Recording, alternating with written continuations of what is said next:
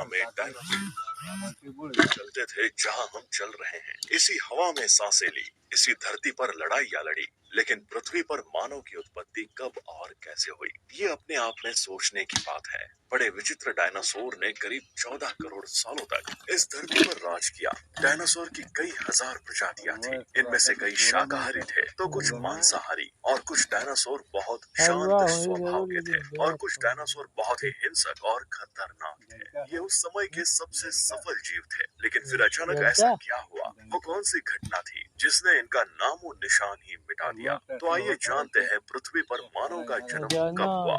इसे जानने के लिए हमें करोड़ों साल पीछे जाना होगा और डायनासोर के उस अंतिम दिन को करीब से देखना होगा। तो आइए चलते हैं आज से 65 मिलियन साल यानी कि 6 करोड़ 50 लाख साल पीछे।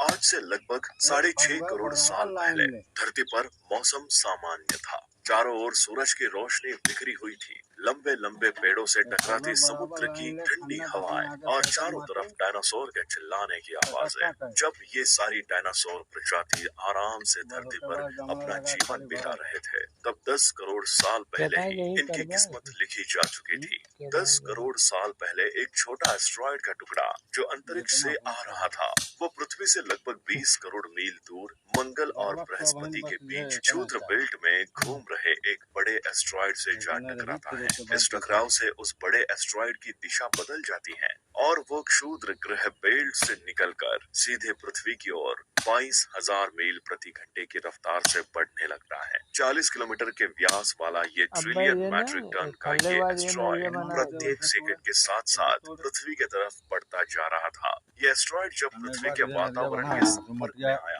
तो इसकी रफ्तार एकाएक 70,000 किलोमीटर प्रति घंटा हो गई। पृथ्वी के वायुमंडल में घुसते ही घर्षण की वजह से ये एक भयानक आग के गोले में बदल गया। कुछ ही क्षण में ये एस्टेरॉयड सीखों की खाड़ी के पास जमीन से टकराता है और लगभग ये 35,000 डिग्री सेल्सियस ऊर्जा वाला एक भयानक विस्फोट होता है। इस टकराव का विस्फोट लगभग 10 हाइड्रोजन बम के विस्फोट के बराबर था। यह विस्फोट इतना शक्तिशाली था कि इसके टकराते ही धरती की लाखों टन धातु अंतरिक्ष में चली गई, जिसके कारण जगह जगह डायनासोर का विनाश शुरू हो गया।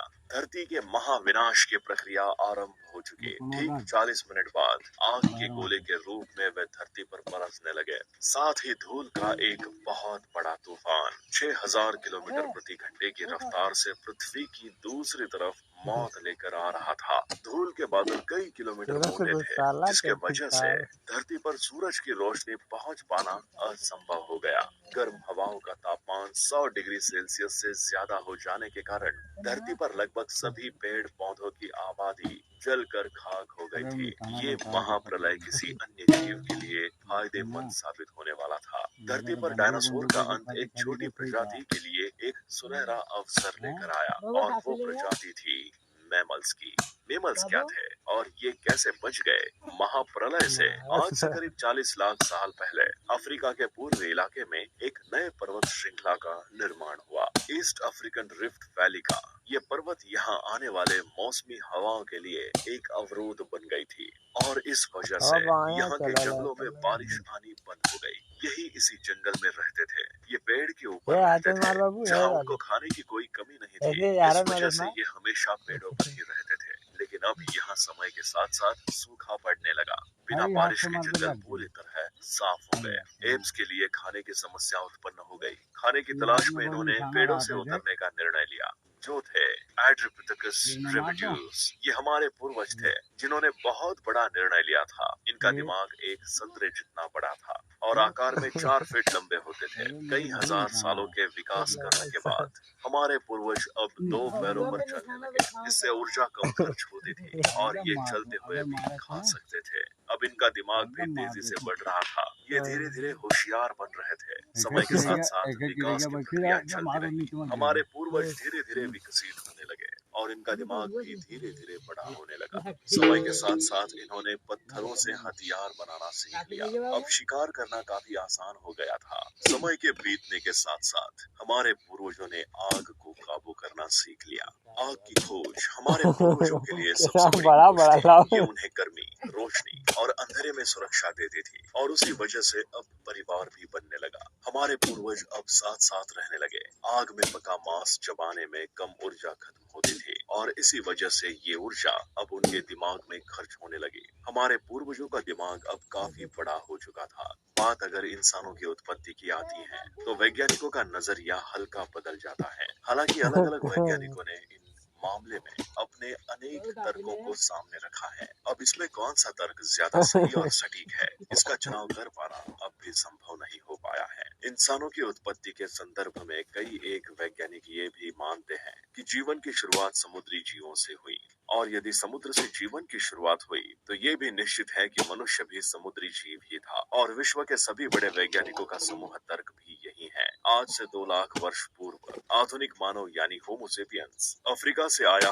और पृथ्वी पर मौजूद पूरी मानव जाति के पूर्वज भी यहीं से आए हैं। अफ्रीका से पूर्व का मानव आधुनिक मानव नहीं माना जाता था और उसको होमोसेपियंस के नाम से जाना जाता है। होमोसेपियंस को दुनिया के सबसे विकसित जीव माना जाता है। इनके भीतर प्रकृति के अनुसार खुद को विकसित करने की क्षमता और योग्यता रखता है। आज से लगभग 1.5 मिलियन साल पहले जब अर्ली ह्यूमन धरती पर आए, जब उन्होंने आज से तकरीबन 15 लाख साल पहले शिकार करने की काबिलियत हासिल कर ली, तो उन्होंने इसी काबिलियत के दम पर कई बड़े बड़े जानवरों का शिकार बनाना शुरू कर दिया। हमारे पूर्वजों के ऐसा करने के पीछे मुख्यतः 2 कारण हैं। पहला तो ये कि उनके पास ऐसी तकनीक के और ऐसे हथियार हुआ करते थे जिसकी मदद से वो बड़े बड़े जानवरों का भी बड़ी आसानी से शिकार कर लिया करते थे। इसके अलावा बार बार किसी एक जानवर का या फिर किसी छोटे जानवर का शिकार करने से अच्छा था कि हमारे पूर्वज एक बार किसी बड़े जीव की हत्या कर ले। इससे न सिर्फ हमारे पूर्वजों की एनर्जी बची बल्कि उन्हें अपने जीवन की बाकी क्रियाओं के लिए भी समय मिल गया है। अब इंसानों की उत्पत्ति के पहले क्या सिनेरियो था कि जितने भी जीव उस समय एग्जिस्ट करते थे वो एक नियमित मात्रा में ही रिप्रोडक्शन की प्रक्रिया को अंजाम दिया करते थे। धीरे धीरे इंसान हर बड़े जीव का शिकार करने लगा और अपने परिवार के पेट का पालन पोषण करने लगा। लेकिन एक समय ऐसा आया जब आज के समय से कई गुना बड़े जीव 150 मिलियन साल पहले खत्म होने लगे। आग और पत्थर से बने हथियारों की मदद से हमने खाने को पकाना और उसकी वैरायटी तैयार करना शुरू किया।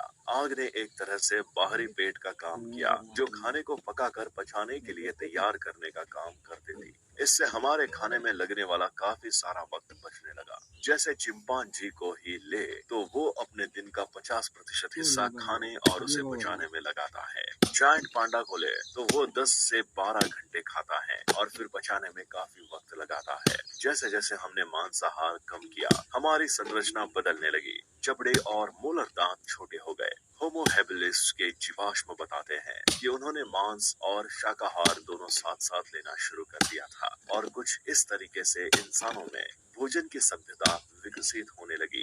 धीरे धीरे हमारे पूर्वज मांसाहार से शाकाहार की तरफ बढ़ने लगे और आज आलम ये है कि हमारा शरीर मांसाहार और शाकाहार दोनों खाने के लिए जना बना खाना हुआ ले है। तो तो मैं दोस्तों अब तो आप जान गए ये होंगे ना कि किस तरीके से पृथ्वी पर मनुष्य की शुरुआत हुई और पहला इंसान कहाँ से आया। आपको इस बारे में क्या कहना है, आप हमें कमेंट करके जरूर बताएं। साथ ही वीडियो पसंद आई हो तो इसे अपने दोस्तों के साथ शेयर करें और अगर आप हमारे चैनल पर नए आए हैं तो हमारे चैनल को